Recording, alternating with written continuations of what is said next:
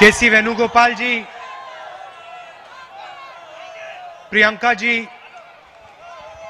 PC चाको जी, सुभाष चोपड़ा जी, रघु शर्मा जी, नदीम जावेद जी, मोहम्मद उस्मान जी, stage पे Congress party के सब नेता, हमारे कैंडिडेट्स हारून यूसुफ जी, अलका लांबा जी, मिर्जा जावेद अली जी, पार्टी के हमारे सब कार्यकर्ता भाइयों और बहनों, प्यारे बच्चों,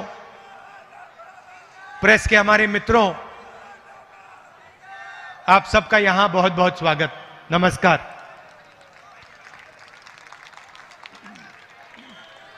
नदीम ने अपने भाषण में कहा कि आजाद जी ने यहां कहा था कि बिना हिंदू मुस्लिम एकता की उन्हें आजादी नहीं चाहिए।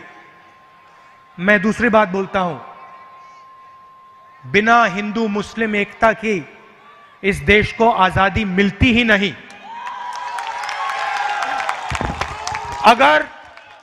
अगर हिंदू मुस्लिम सिख ईसाई एकता नहीं होती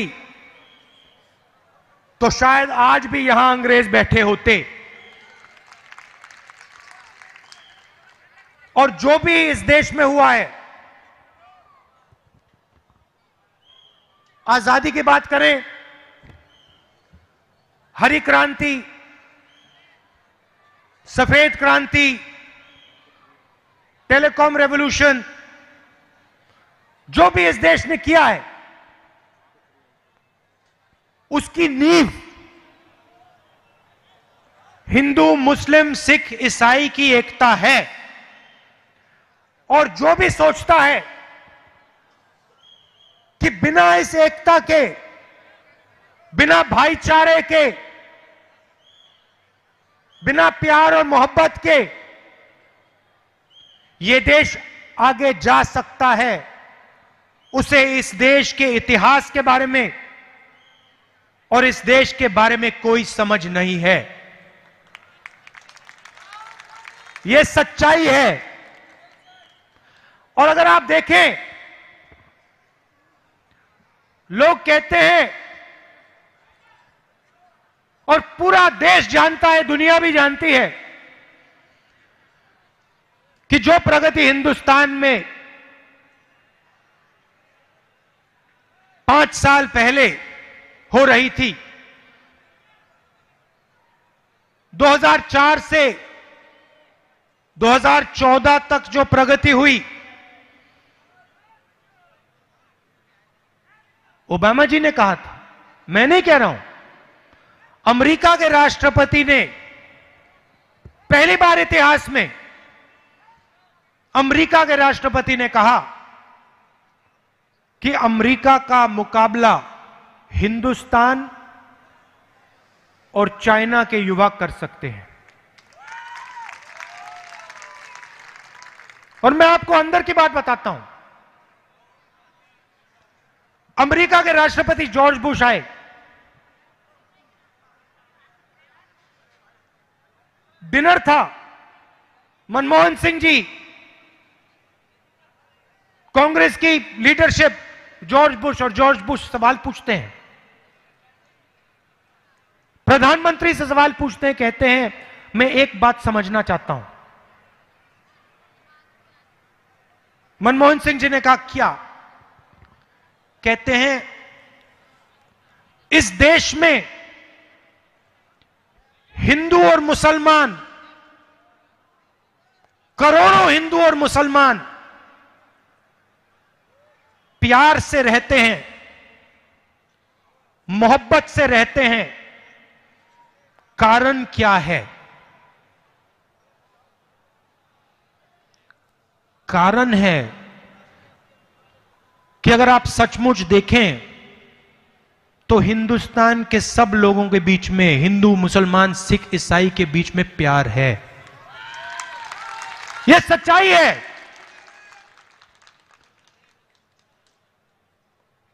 एक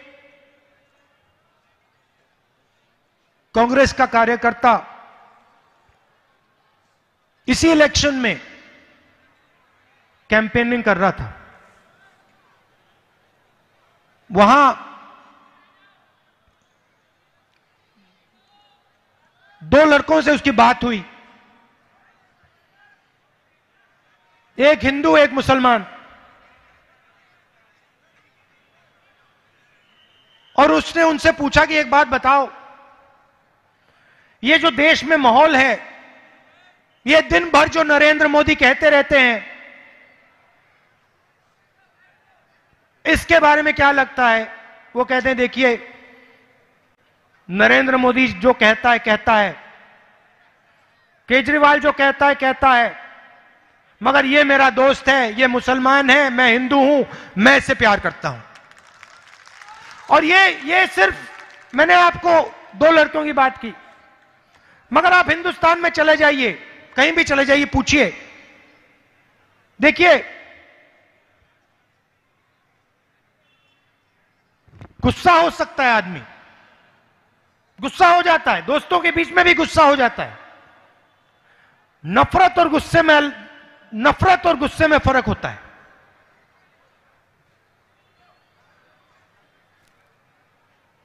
यह जवाब दीजिए मुझे,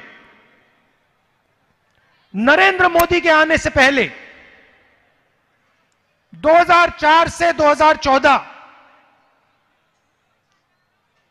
हिंदू और मुसलमान के बीच में नफरत क्यों नहीं थी? यह मुझे समझा दीजिए कि हुआ क्या? यह हुआ क्या कि ये नरेंद्र मोदी गुजरात से आते हैं और पूरा का पूरा जहर फैला देते हैं। मैं आपको बताता हूं, इसके नीचे एक कारण है।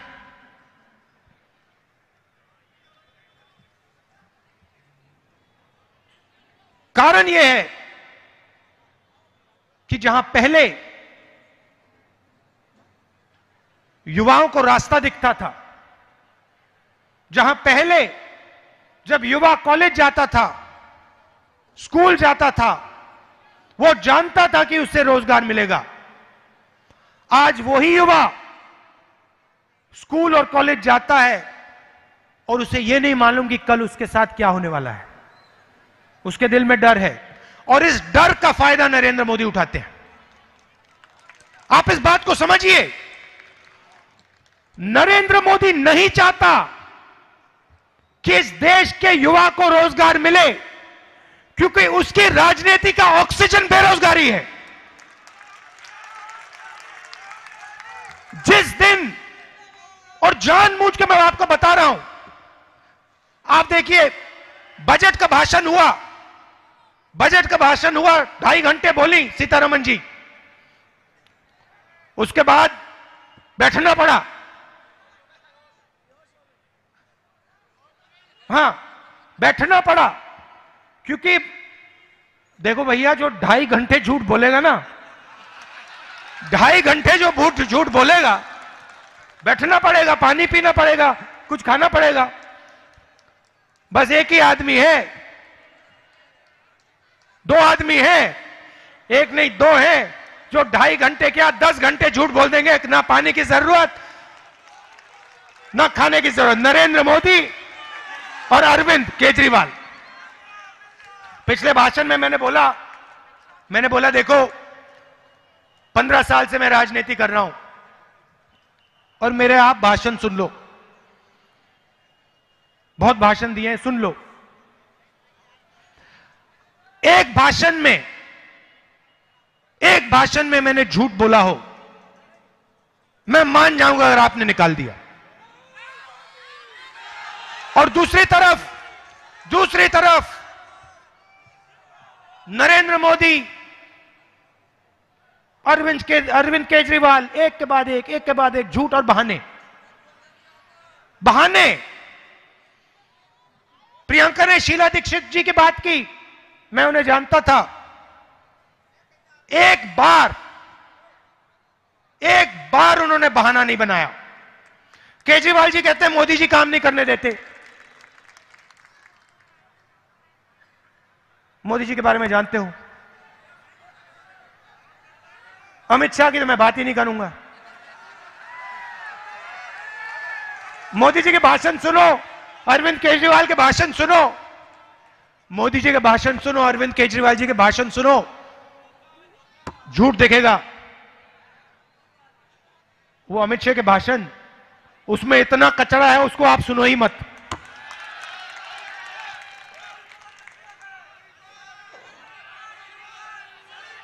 इतना गंध है, इतना गंध निकलता है उस आदमी के मुंह से, उसको तो आप सुनो ही मत, अपना टाइम जाया मत करो।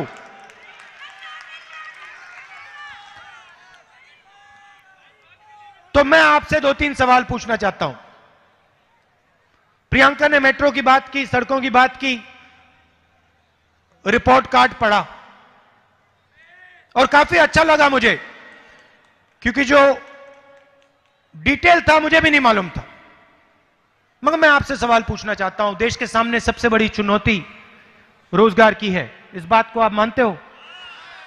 बात को मानते हो? चाहे हिंदू हो, मुसलमान हो, सिख हो, ईसाई हो, जो भी हो, अगर युवा है उसके सामने सबसे बड़ी कठिनाई रोजगार की है, मानते हो ना? तो मुझे आप बताओ, नरेंद्र मोदी ने और अरविंद केजरीवाल ने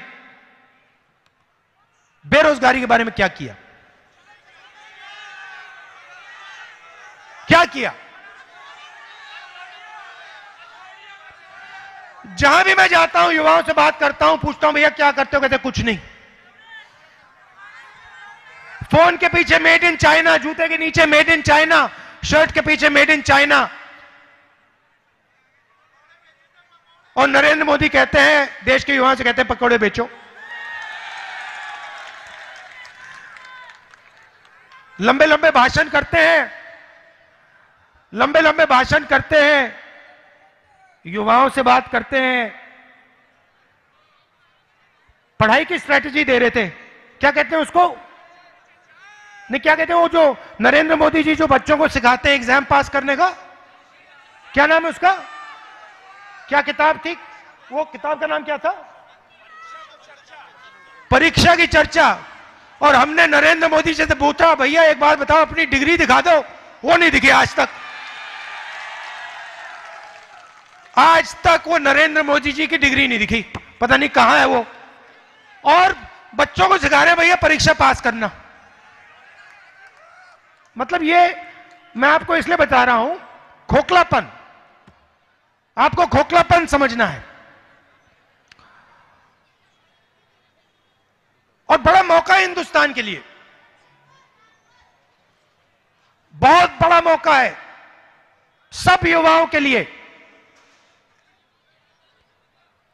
पूरी दुनिया के देश, America, Japan, Australia, Korea, England, Germany, सब लोग चाहते हैं कि चाइना को कोई ना कोई बैलेंस करे।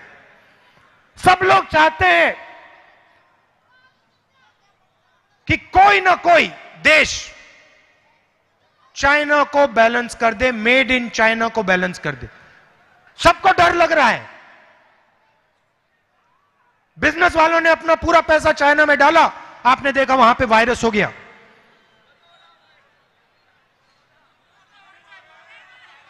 हाँ, हो गया।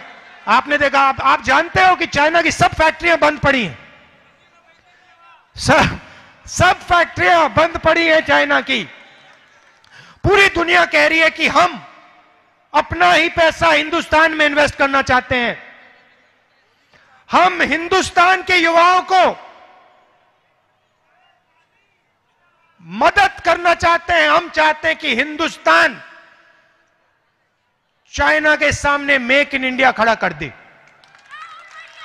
मेरे पास आते हैं भाई, मेरे पास आते हैं, मेरे पास इन देशों के नेता आते हैं और बंद कमरे में मुझसे एक सवाल पूछते हैं, आप हैरान हो जाओगे। मुझसे बंद कमरे में सवाल पूछते हैं,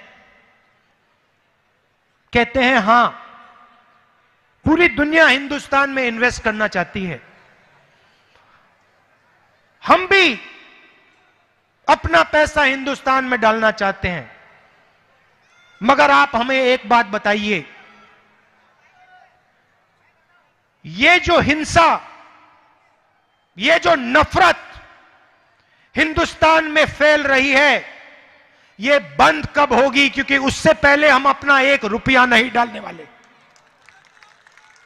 हम अपना 1 रुपया नहीं डालेंगे, क्योंकि हम जानते हैं कि अगर हिंदुस्तान में हिंसा है, हिंदुस्तान में नफरत है, हिंदुस्तान बटा हुआ है, तो हिंदुस्तान ना चाइना का ना किसी का मुकाबला कर सकता है। यह है हिंदू मुस्लिम सिख ईसाई एकता का मतलब। पूरी दुनिया समझता है कि हिंदुस्तान अगर खड़ा होगा, अगर हिंदुस्तान अपने युवाओं को रोजगार देगा, तो हिंदू मुस्लिम सिख ईसाई एकता पर ही दे सकता है। मगर यह बात नरेंद्र मोदी के दिमाग में नहीं घुसी और घुस भी नहीं सकती। वो जाएगा तो अपना पूरा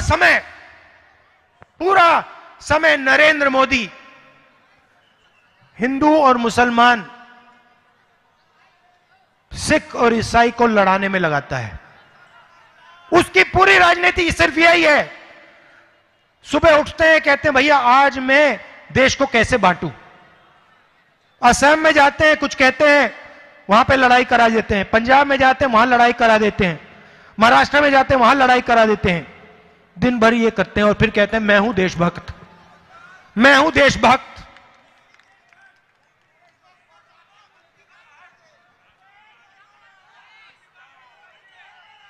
इस देश में आप कहीं भी चले जाइए, मैं आपको सच्चाई बताता हूं। मैं बहुत घूमा हूं, देश में बहुत घूमा हूं। आप इस देश में कहीं भी चले जाइए और किसी से पूछिए,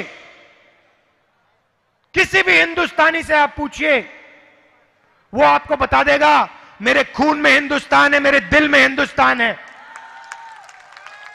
और सब धर्म के लोग, सब जात के लोग, सब प्रदेश के लोग, सब भाषा बोलने वाले लोग आपको बता देंगे। ये नरेंद्र मोदी और ये केजरीवाल किसको देशभक्ति सिखा रहे हैं?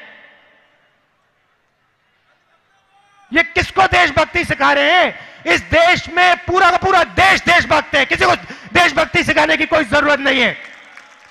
आपको देश ने काम करने के लिए चुना है, आपको देश ने रोजगार दिलवाने के लिए चुना है, आपको देश ने देश को आगे ले जाने के लिए चुना है।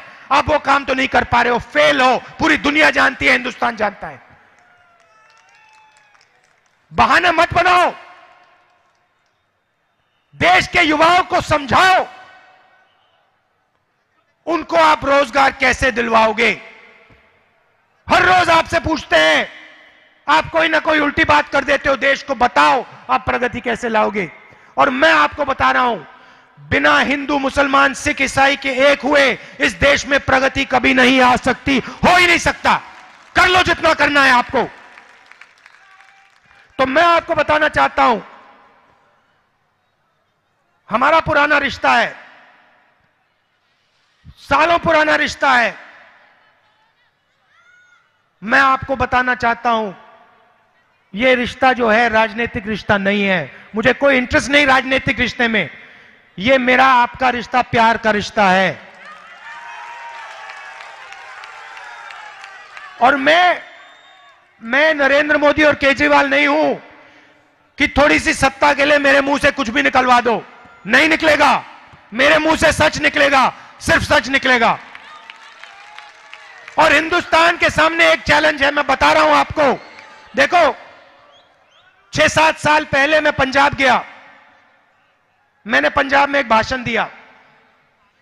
मैंने पंजाब में कहा, पंजाब के सामने एक बड़ा चैलेंज है। और मैंने कहा, पंजाब को जो ड्रग्स का, नहीं भैया वो झंडा है उसको ऊपर करो, नीचे मत करो उसे। अगर पंजाब ड्रग्स से नहीं लड़ेगा तो पंजाब नष्ट हो जाएगा। अकाली दल के नेताओं ने कहा राहुल गांधी को कोई समझ नहीं है।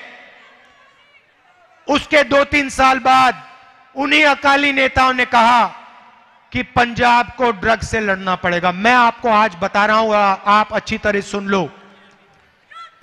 अगर हिंदुस्तान और अगर दिल्ली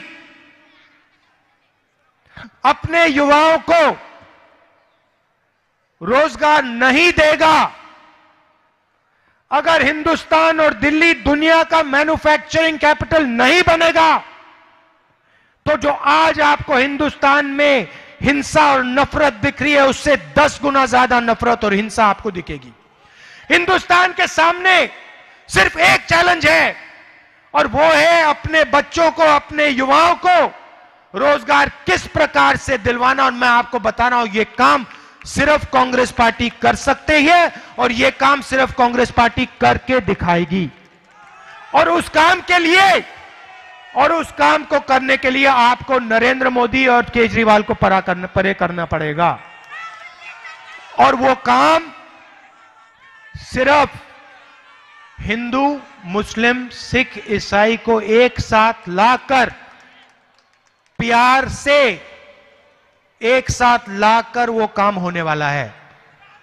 ये हिंदुस्तान की सच्चाई है, इसको आप सुन लीजिए और आप देखना। ये जो नरेंद्र मोदी अभी भाषण दे रहा है, मैं आपको बता रहा हूं, 6 महीने बाद, 7-8 महीने बाद ये घर से नहीं निकल पाएगा। हिंदुस्तान के युवा इसको ऐसा डंडा मारेंगे, इसको समझा देंगे कि हिंदुस्तान के युवा को रोजगार देने के बिना यह देश आगे नहीं बढ़ सकता है। आपने इतने प्यार से मेरा भाषण सुना,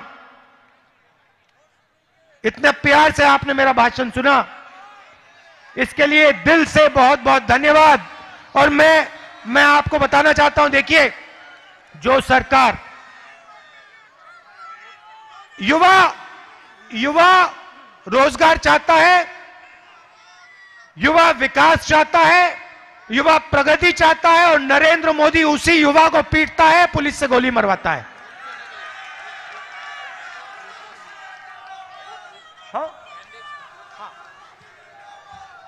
जो मैंने कहा आप याद रखो, देखो, 6-7 महीने में, 8-10 महीने में, 1 साल के अंदर हिंदुस्तान के युवा के दिल के अंदर से ऐसी आवाज उठेगी, आपने हिंदुस्तान के इतिहास में वो पहले कभी नहीं देखा होगा। और आवाज वो क्या होगी? वो आवाज होगी, नरेंद्र मोदी परे हटो, हिंदुस्तान के युवाओं को रोजगार दो। ये आवाज निकलेगी, देखना आप। और फिर आएगा मजा, क्योंकि फिर हिंदुस्तान सही पटरी पे चलेगा, और हिंदुस्तान में जो शुरू होना चाहिए, रोजगार और मैन्युफैक्चरिंग का जो काम शुरू होना चाहिए, वो होगा। धन्यवाद, नमस्कार, जय हिंद।